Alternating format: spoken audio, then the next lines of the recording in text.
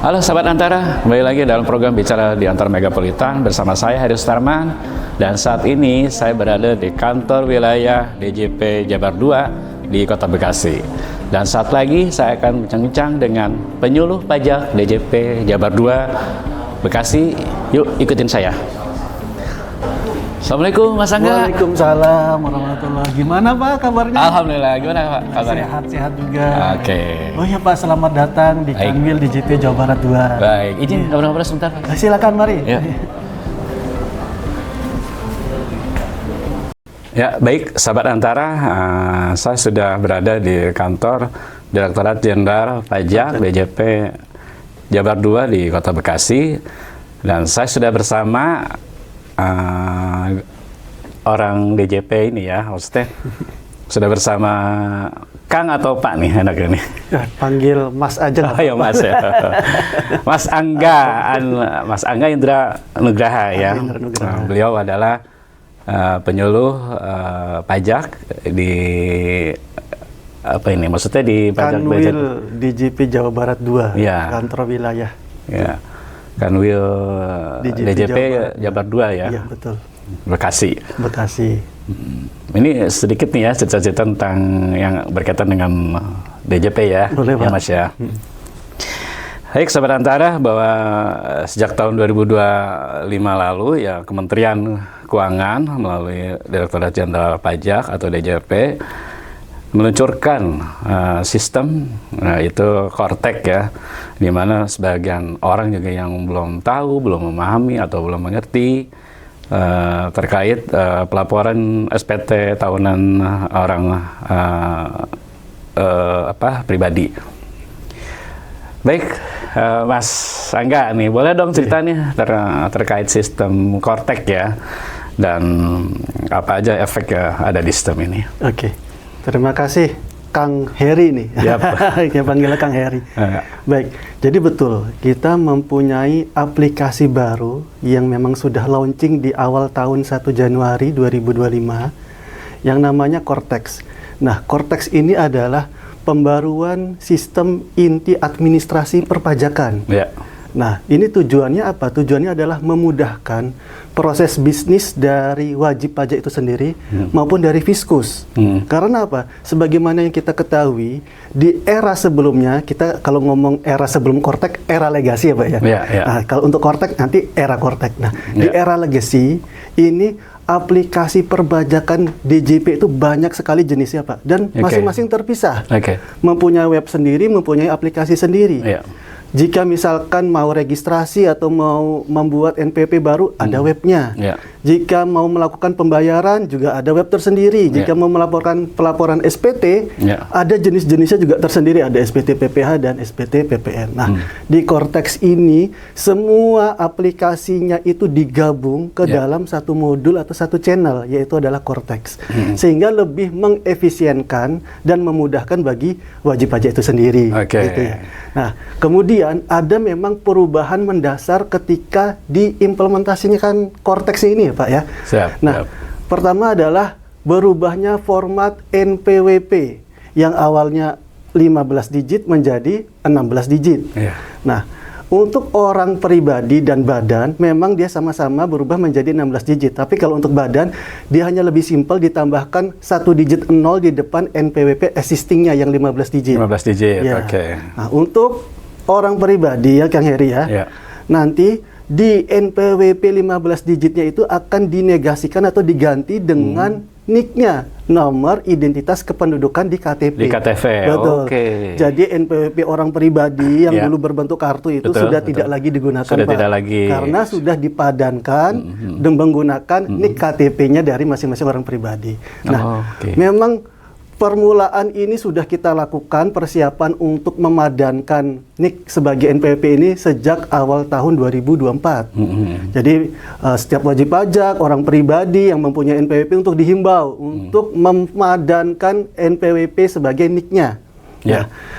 memang ketika implementasi Kortek kita temukan banyak ada wajib pajak yang belum sempat memadankan NIK sebagai NPWP-nya. Ada yang ketinggalan, ada yang tidak sempat dan seterusnya ya. Betul. Nah, tidak perlu khawatir karena di Kortex juga disediakan layanan aktivasi secara online untuk mengaktifasikan NIK-nya sebagai NPWP-nya. Oke. Atau selain online, kita juga sediakan juga channel yang tidak online atau offline, bisa wajib pajak datang ke kantor pajak terdekatnya supaya langsung gitu bisa ya, Mas ya? mengaktifasi NIK-nya sebagai NPWP, gitu ya. Iya, iya. Oke, jadi nah itu kan untuk prosesnya. Nah, bagaimana nih langkah-langkah untuk pelaporan SPT tahunan dengan adanya Kortek ini? Ya. Langkah-langkahnya itu memang tidak jauh berbeda dengan aplikasi sebelumnya, karena memang dari segi sistem perpajakan Indonesia masih menggunakan sistem self-assessment ya. Yeah. Jadi di mana setiap wajib pajak itu menghitung pajaknya sendiri, kemudian dia membayarkan pajaknya sendiri dan melaporkan perpajakannya juga secara sendiri. Ya. Nah, kalau dulu menggunakan sistem aplikasi DJP online dan sistem yang legacy, sekarang menggunakan Kortex. Yeah. Nah, di Kortex ini karena ini merupakan ekosistem yang baru, lingkungan sistem yang baru, semua aplikasinya jadi satu channel di Kortex. Wajib pajak sebelum masuk ke dalam Kortex ini, dia membutuhkan suatu langkah-langkah yang harus dilalui. Yang pertama adalah mengaktifasi akun Korteknya. Jadi wajib pajak yang belum mengaktifasi silakan diaktifasi dulu akun Korteknya. Nah, baru kemudian bisa login menggunakan akun Kortek. Nah, ini yang sering terjadi di lapangan nih, Kang Heri.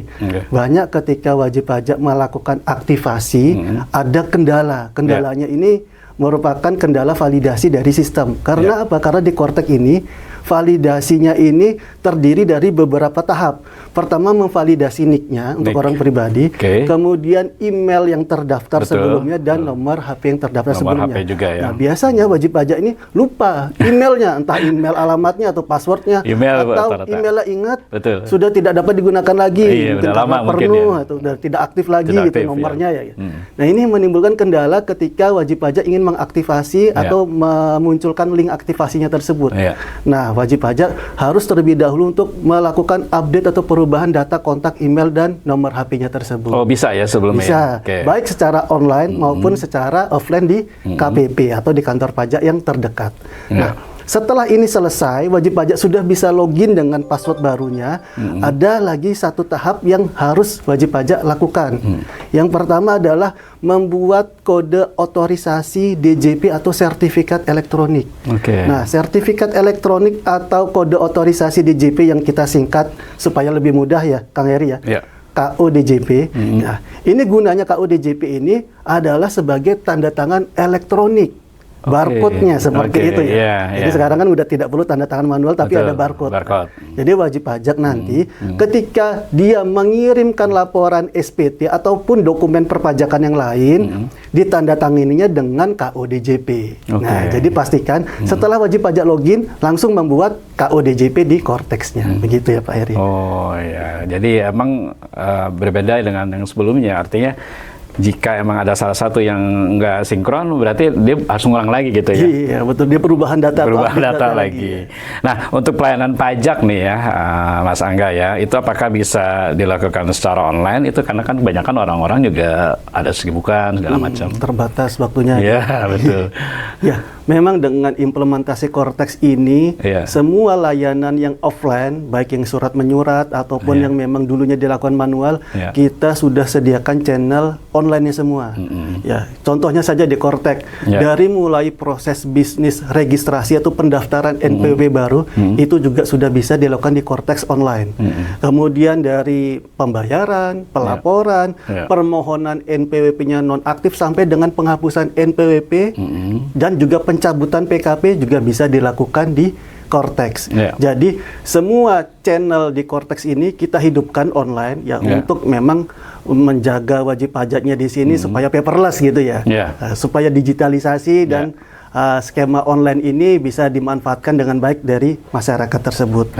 Nah, wajib pajak juga di sini di Kortex punya fitur namanya aktivasi secara mandiri. Nah, aktivasi ini bisa digunakan atau dimanfaatkan bagi wajib pajak apabila ingin mengaktifkan NIK-nya sebagai NPWP di Cortex. Itu bisa dilakukan secara mandiri. Oke, siap-siap. Jadi Sabarantara itu sebenarnya sangat mudah ya, Mas ya, bisa ikutin aja langkah-langkah yang ada di sana gitu ya, di step-stepnya sudah disediakan. Betul. Nah, untuk ketentuan Cortex sendiri nih, Mas, ini kan apakah berlaku juga untuk non karyawan, Mas? Iya.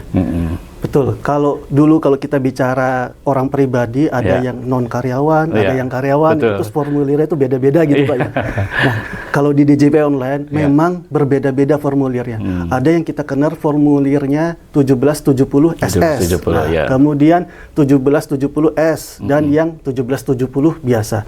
Bedanya kalau yang 1770 SS ini dibuat untuk atau diperuntukkan bagi wajib pajak orang pribadi yang memiliki penghasilan di bawah 60 juta rupiah per tahunnya. Jadi ketika orang pribadinya tersebut yang 60 juta ke bawah penghasilannya melaporkan SPT, dia menggunakan formulir yang 1770 SS.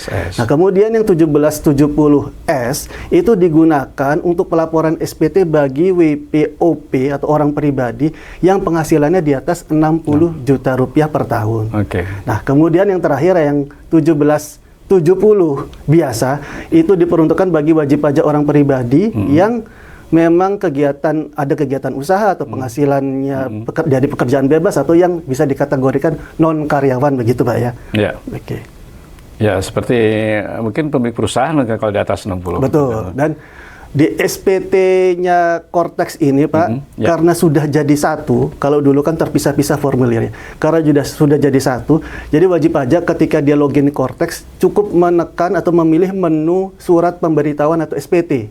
Nah, nanti pilih SPT orang pribadi. Nanti tinggal disesuaikan apakah dia sebagai pekerja atau karyawan, apakah dia sebagai usahawan yang memiliki kegiatan usaha, ataukah dia sebagai pekerja bebas. Dia nanti ada pilihannya. Dalam satu SPT dia bisa memilih drop down listnya tersebut. Nah, kemudian perbedaannya adalah tata cara atau teknis pengisian SPT-nya.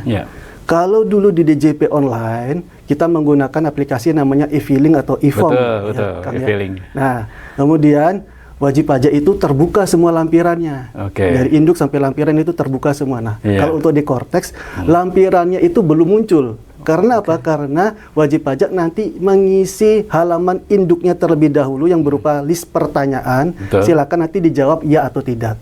Nah, apabila wajib pajak mengklik iya, nanti akan memunculkan lampiran yang nanti harus atau wajib diisi oleh wajib pajak. Dilengkapi gitu ya, Mas. Betul. Contohnya seperti ini nih, lebih mudah supaya lebih tergambar dari wajib pajak. Ada salah satu pertanyaan dari halaman induk SPT, misalkan apakah wajib pajak menerima penghasilan dalam negeri dalam rangka pekerjaan. Nah, apabila nanti wajib pajak memilih ya, itu akan mengaktifkan lampiran 1 bagian 2. Lampiran 1 bagian D. Nanti wajib pajak akan mengisi lampiran 1 bagian D tersebut dengan penghasilan sehubungan dengan pekerjaannya. Apabila tidak mempunyai penghasilan dalam negeri sehubungan dengan pekerjaannya, silakan wajib pajak nanti memilih tidak. Lampiran 1 bagian D tersebut tidak akan muncul di SPT-nya. Jadi semakin banyak sumber penghasilan yang diterima wajib pajak, maka nanti akan semakin banyak isian dari lampirannya tersebut. Kalau lanjut lagi ya sampai itu penuh gitu ya. Betul. Jadi karena ada pilihan dan pertanyaan ya tidaknya. Tapi selain itu ada juga lampiran yang memang wajib diisi secara default dari wajib pajak. Tidak bisa dipilih ya tidak, memang harus wajib diisi dari wajib pajak. Yaitu adalah lampiran harta, utang, dan juga data keluarga. Nah, ini lampiran harta atau utang ini dia akan otomatis menarik datanya dari SPT tahun sebelumnya. Apabila ada harta atau ada utang, dia akan menarik.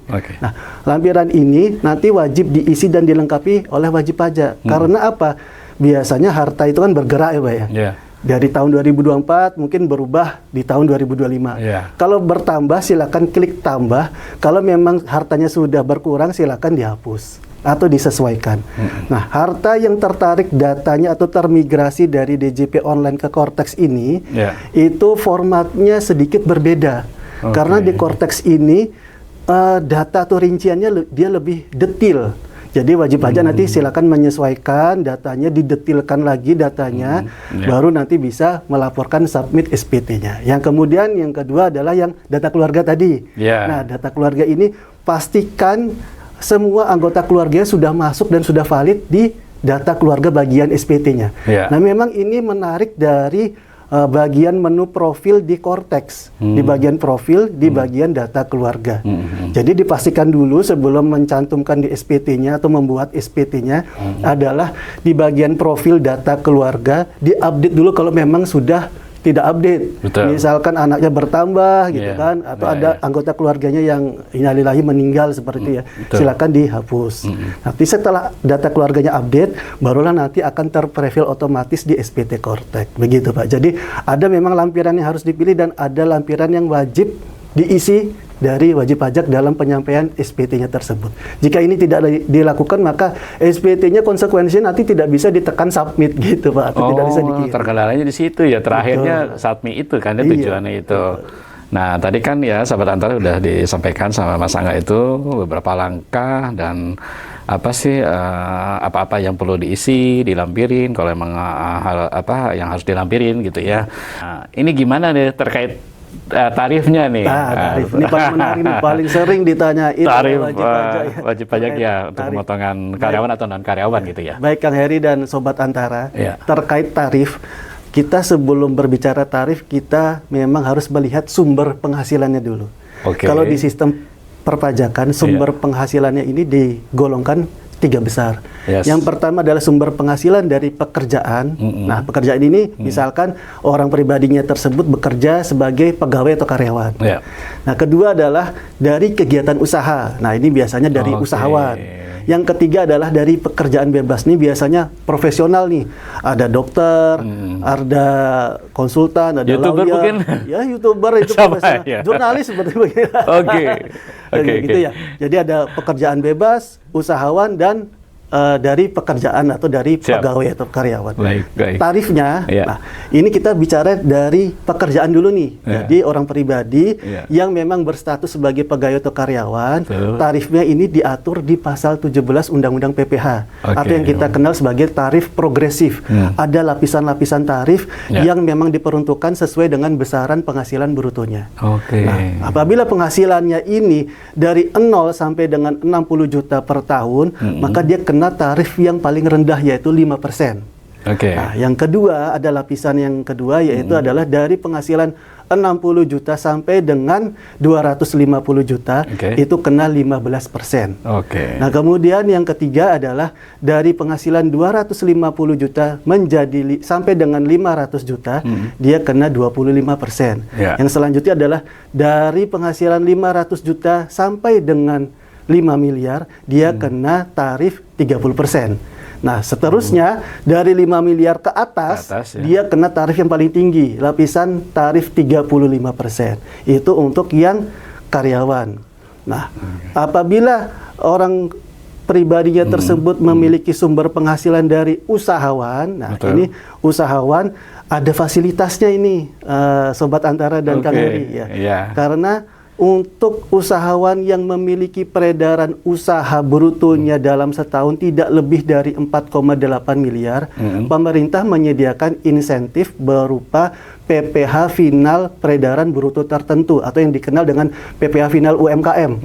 Pengurangan berarti ya Mas ya? Betul, tarifnya dia paling rendah 0,5%. Nah, ini latar belakangnya juga sebagai upaya pemerintah untuk mendorong atau memajukan sektor UMKM dan untuk mendorong ekonomi dari Indonesia. Nah, dari sini sektor usaha yang memang memenuhi kriteria tersebut, yang memang penghasilannya di bawah 4,8 miliar tersebut, dapat memanfaatkan tarif PPh final pasal 4 ayat 2 sebesar 0,5% per bulan. Nanti pembayaran pajaknya memang dilakukan per bulan sesuai dengan omsetnya dari Januari sampai Desember. Namun laporannya tetap setahun nanti dilaporkan di SPT tahunan orang pribadinya. Dan yang kemudian ketiga, sumber penghasilan dari pekerjaan bebas atau dari golongan profesional, seperti yang saya jelaskan tadi.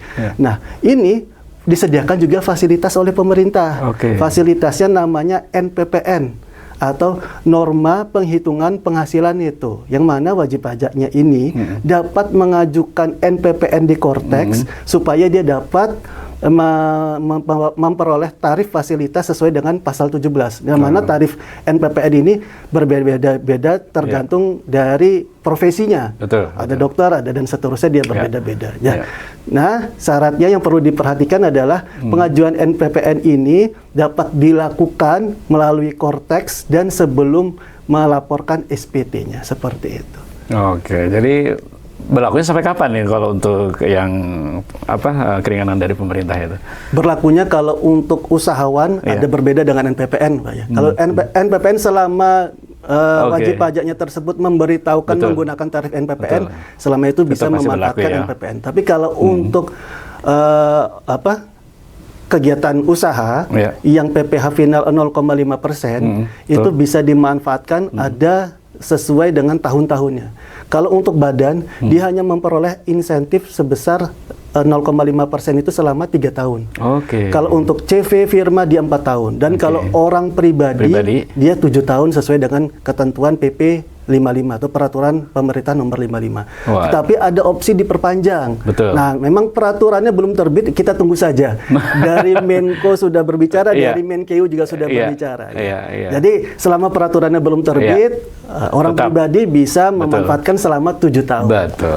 Nah, jadi manfaatkanlah segera ya itu ya fasilitas-fasilitas dari pemerintah. Dari pemerintah.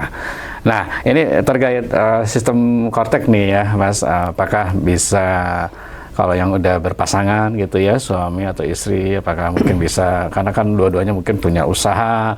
Nah, itu bagaimana pelaporannya, atau emang mungkin satu akun Kortex atau seperti apa? Nah, ini yang menarik nih.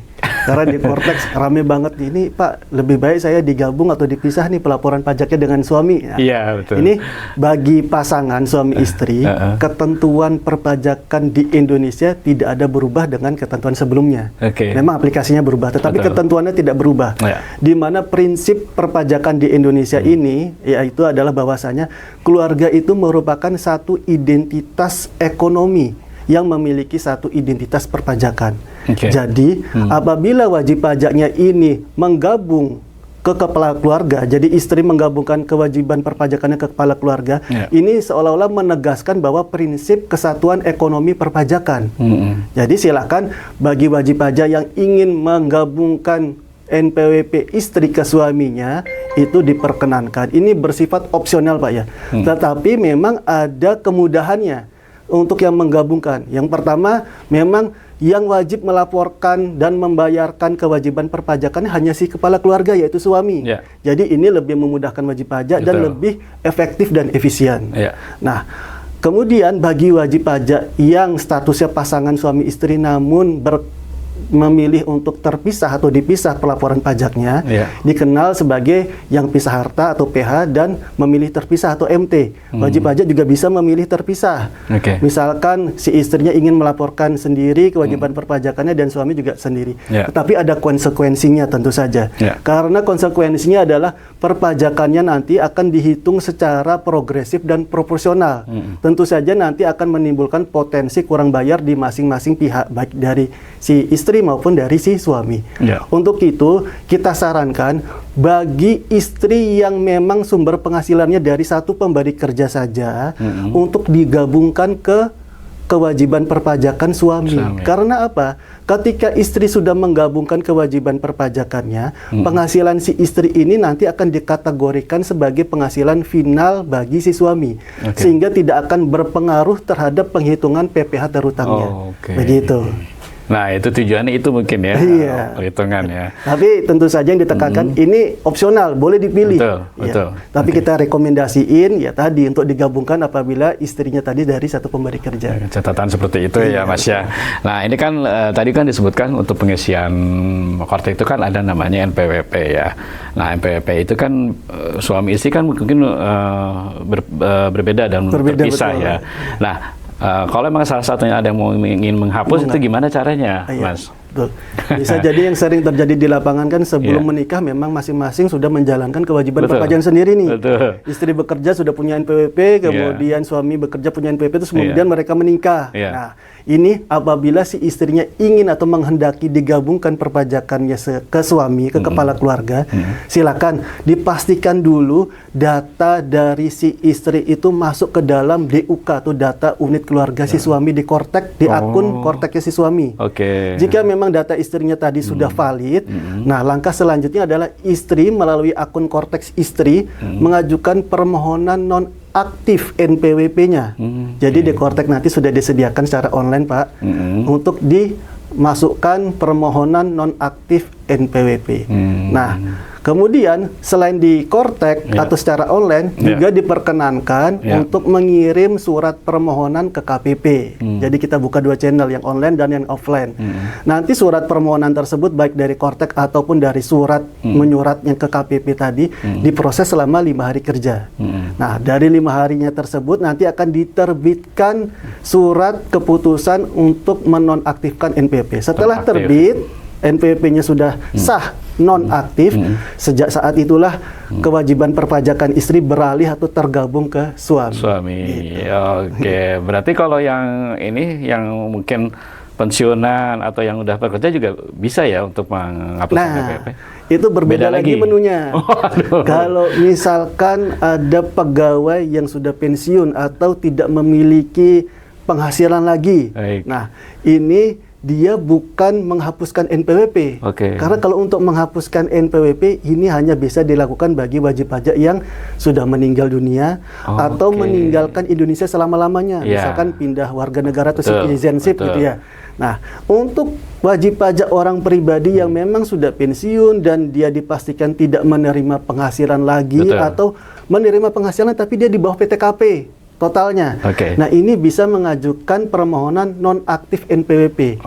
Nah, karena apa? Ketika NPWP-nya ini dinonaktifkan, maka persyaratan subjektif dan objektif perpajakannya ini sudah tidak berlaku lagi. Jadi tidak ada kewajiban perpajakan baik dari pembayaran maupun pelaporan PPh-nya bagi si orang pribadi yang memang sudah nonaktif tersebut. Nah, kemudian tadi itu kan terkait dengan pengajuannya. Nah, DJP juga bisa menonaktifkan NPWP-nya secara jabatan. Misalkan diketahui ada orang pribadi yang memang tidak ada lagi kegiatan atau status ekonominya, atau tidak ada lagi kegiatan atau aktivitas perpajakannya yang tercermin dari laporan SPT-nya selama 1 atau 2 tahun berturut-turut tidak ada, maka bisa dinonaktifkan NPWP-nya secara jabatan.